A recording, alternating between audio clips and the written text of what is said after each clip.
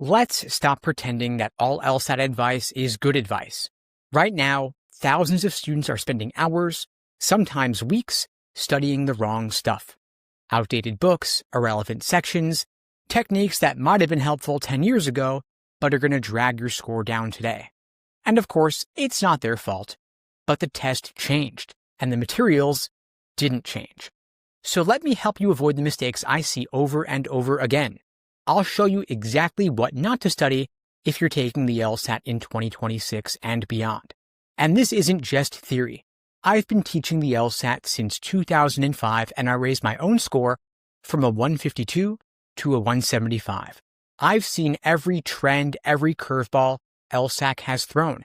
And I'm telling you now, if you ignore this, you're going to waste time, energy, and probably end up frustrated. Now, let's be blunt. Logic games are completely gone from the LSAT.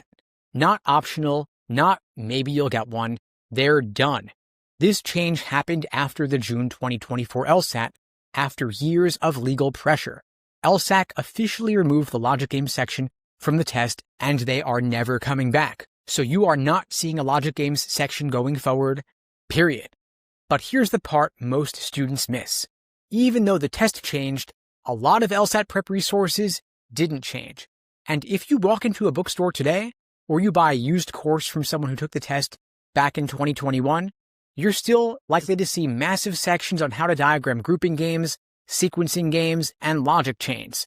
Entire books are still structured around building a logic games foundation because at the time those books were written, logic games were a quarter of your score. Now, they are 0% of your score. So let's look at what this means practically. First, studying games is a big waste of time. If you're spending even 20 minutes a day practicing logic games over a 3-month period, that's more than 30 hours down the drain. That's nearly a full work week lost to a section that no longer counts. That same time could have been spent mastering logical reasoning, which is now 2/3 of your score, or maybe fixing your approach to reading comp.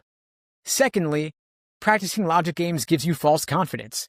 It might feel productive because you get faster, more accurate, and you see the inferences. But none of that matters anymore. The LSAT is no longer testing those skills. So even though you might feel good after diagramming a game correctly, you're not building the skills that are going to show up on test day. It's like training for a marathon by getting good at sprinting stairs. It feels like progress, but come race day, you're not prepared.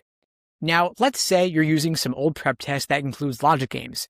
You do great on that section and score 168 overall. You feel amazing. But the problem is, that score included a section that no longer exists, so it's inflated. Your performance on the real LSAT might be a full 3 to 5 points lower because you're weaker in the newer logical reasoning heavy format. And that false sense of security has already caused students to bomb their actual exams. They never trained for the right test. And one more warning for you, Reddit threads and even well-meaning friends might still recommend logic game strategies because that's what they used to succeed, but now it's 2026 and their advice is built for a different version of the test. What worked back in 2020 isn't going to work now. What worked for a 170 in the past might barely get you a 160 today if your prep isn't aligned with the current format. So if your prep materials include logic games, formal diagramming sections, or games-based drills, skip them, cut them out, replace them entirely. This is being efficient. You're choosing to train for your test today, not someone else's from the past, and that's how top scorers think. So now that logic games is off the test, logical reasoning is where the test is won or lost. It's no longer just one of 3 sections, it is now 2/3 of your total score. That means 66% of your entire test performance now comes from a single skill set, understanding arguments. But the problem is, most students don't treat it that way. They spread their time evenly.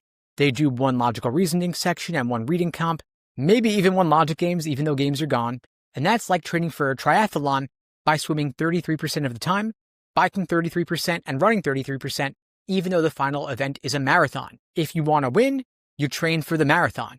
So to look at the test structure, you now have 2 scored logical reasoning sections, 1 scored reading comp section, and 1 unscored extra section of either reasoning or reading comp. Your reasoning score is built from about 50 questions total, but reading comp only has about 27 questions.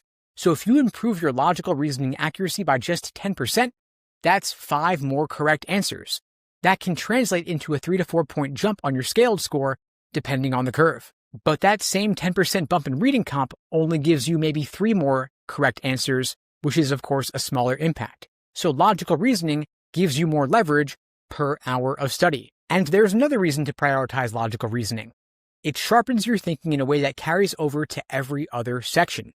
If you've got tough reading comp questions, many of them are just logical reasoning questions wrapped in longer passages. Same logic, different packaging. Here's what I mean. If they ask you, what is the role of this sentence? That's like role of statement. If they ask you, what's the author trying to do here? That's like method of reasoning. If they ask you, which choice is most similar to the passage's logic? That's parallel reasoning. So if you want to improve at reading comp, start with logical reasoning. You will start seeing patterns everywhere, and you'll stop falling for traps that used to confuse you.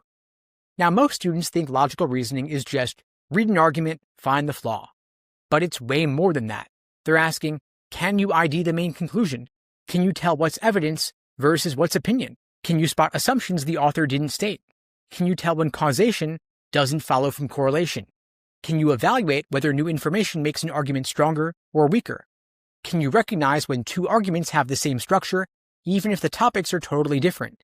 These are real-world thinking skills, the kind you're going to use in law school, in business, and in life. And the LSAT tests them hard, over and over, across more than 50 questions. Here's something else students get wrong. They think logical reasoning is about going fast. They'll say, I've got to finish all 25 questions in 35 minutes. Sure you do, eventually, but speed comes after accuracy, not before. So slow down, think clearly, and train like a sniper, not a machine gunner. If you're building a study schedule from scratch, here's how to do it. First, you start with the high-frequency logical reasoning question types like flaw, inference, and necessary assumption. Then, you drill one type at a time. You do 5 or 10 questions of the same type in a row, get feedback, and understand the patterns. Then, you train your accuracy by type. You make a spreadsheet. If your flaw questions are at 90% accuracy, but strengthens at 60% accuracy, you know where you've got to focus next. Then, you gradually mix the types together once your accuracy is consistent. Then, after that, you move into full sections. Then, once your section accuracy is stable, you then move on to full-length timed exams. Now, here's a brutal truth about the LSAT. Not all logical reasoning questions are created equal. Some show up all the time. Others are rare. But every single question, whether it's common or obscure, is worth exactly 1 raw score point. So the question is, where do you want to invest your time? If your goal is to improve your score quickly, the smart move is to prioritize the high-frequency question types because those are the ones that show up again and again in every section on every test. The 3 biggest ones again are necessary assumption, inference, and flaw. Necessary assumptions ask you what needs to be true in order for this argument to work. Inference questions ask you what follows logically from these facts. And flaw questions ask you what's wrong with the argument's logic. These are the lion's share of the section. In contrast, parallel flaw questions are much less common and might take 3 times as long. So if you're under time pressure, which everybody is, it makes way more sense to master the quick, common questions first. Would you rather get 10 fast, easy questions right, or spend all your time struggling with 2 hard ones and still get one of them wrong? This is about smart prioritization. And some types, like I said, are rare, and they're usually harder. Parallel flaw is one of them, of course. There's also regular parallel reasoning, paradox questions, and evaluate the argument. These are much less common, and these often take longer to read, require more abstract thinking, have choices that look nearly identical, and drain your time and energy. So if you're already scoring 165, 170 plus, sure, you can spend time here and you should. But if you're in the 150s, skip these for now and lock in your foundation first. So here's the system I use with my students. First, you pick one high-frequency question type like necessary assumption. Do 10 or more examples of them in a row, just that type, back to back, to help you see the patterns faster. Then, after each one, ask yourself, what's the conclusion, what's the evidence, and what had to be true for the argument to work? Then, keep a mistake log where you write down every wrong answer. Not just the right choice, but why you fell for the wrong one. That's where the growth happens. And track your personal patterns. Everybody's got a weakness. Yours might be flaw, or necessary assumption, or inference, but the only way to know is to track your performance by type. Use a spreadsheet or a physical notebook, doesn't matter, but after every logical reasoning section, log your accuracy by question type. After 5 or 6 sections, you're going to know exactly where to focus. This turns your prep into a targeted strategy, not just random drilling. Now let's talk about the section everybody loves to hate, reading comprehension. And most students struggle with it. They think they're bad at reading or just not a verbal person. And because it feels hard, they overcompensate. They start reading The Economist cover to cover. They spend 90 minutes trying to master one passage. They highlight every word like they're preparing for a literature test. But none of that works. It usually makes things worse. So let's focus on 2 things: how important reading comp actually is, and how to study it efficiently without wasting time. So like I said, reading comp is just 1/3 of your scored test. Logical reasoning is still where the biggest point swings happen. But you can't ignore reading comp.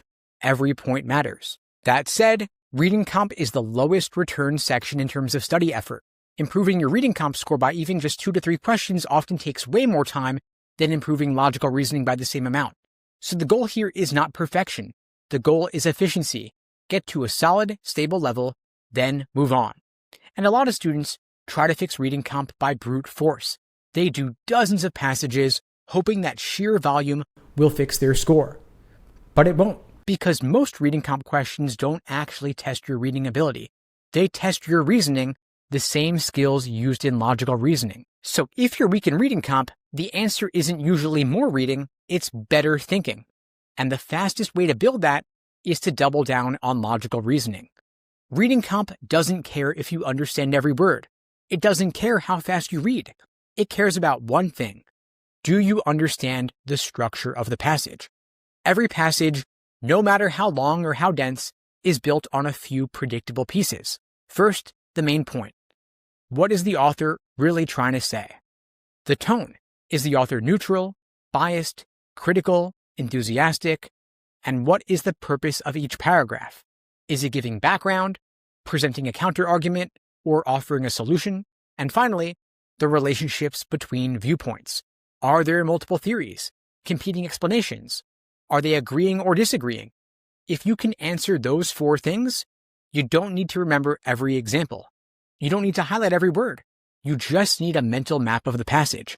And that map makes the questions so much easier. Let me give you a system that works. First, read the passage once, actively.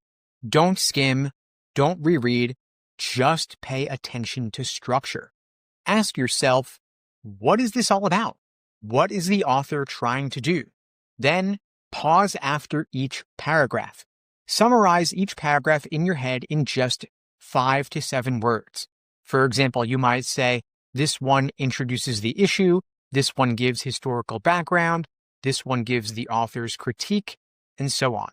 Then answer the questions by type, going from global to local to inferential. Global would be main point, primary purpose, tone, attitude, author's opinion. Local, next, would be detail-oriented questions, questions about the function a particular paragraph plays in the context of the passage as a whole.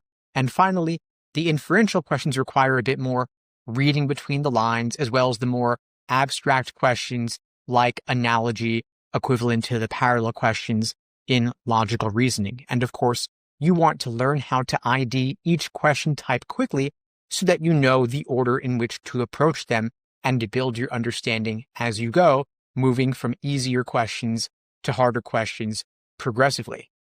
Also, don't go back to the passage and reread it until you've tried answering the questions. Most of the time, rereading is just a stall tactic. Trust in your first read. If you've got to go back, go in targeted, not blindly, not scattered. And just as in logical reasoning, keep a mistake log or error journal. Every time you miss a question, ask, did I misread the passage? Did I misunderstand the question? And did I fall for a trap? Write it down and you're going to see that patterns emerge. And one of the biggest LSAT reading comp traps is memorizing the details. Students try to remember every study, every name, every date. It's a waste of time. Instead, train yourself to think structurally. Here's how you do it. When you read about a study or a scientist, don't focus on the details. Ask why that detail was mentioned. Is it supporting the author's point? Is it contradicting it? Is it offering maybe a different view?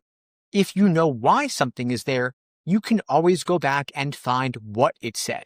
And that is a huge time saver. And it's the key to scaling your score without burning out. Now, you don't need to become a reading comp expert to get a top LSAT score. If your reading comp accuracy is 25 out of 27 or better, you're good. Just maintain it. If you're, say, 20 to 24 out of 27, focus on structure and learn the question types. But if you are below even that, you want to revisit logical reasoning and fix the foundation there first. Remember, every section has diminishing returns. And once reading comp is no longer your weak area, shift your energy back to logical reasoning, where the upside is going to be much higher. Now let's talk about one of the quietest killers of LSAT scores, running out of high-quality practice material. And most students don't realize this until it's too late. They feel stuck, plateaued, and suddenly they've got nothing left to work with except recycled old tests and old mistakes. Why does this happen? Because they burned through their official prep tests too fast. No strategy, no pacing. They just did a ton of raw volume and hoped. So let's fix that. There are only so many relevant LSATs available now. After the removal of logic games, we went from having 94 numbered exams down to having only 58 numbered exams. And a lot of those old format exams became partially or completely outdated. So now we're down to only 58 numbered exams at that moment. And that might sound like a lot until you realize what happens when you panic and binge. I've seen students do 20 full exams in a single month. That is a third of all the available material gone before they've even fixed their weaknesses. And once you burn through those tests, they're gone. You can't unsee the answers. The learning value drops fast. And redoing the same exam a second or a third time, it's not real diagnostic data anymore because you have seen it before. Your memory is going to tarnish the results. So treat your practice tests like gold. Now let's walk through the cycle most students fall into.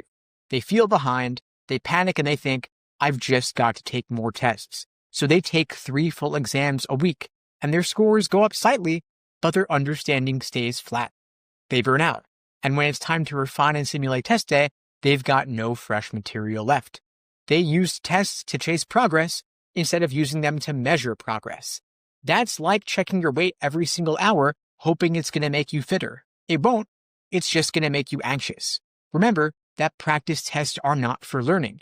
They are for assessment. They tell you what's working, what's not working, where you're bleeding points, whether your timing's under control, and whether your endurance is where it needs to be.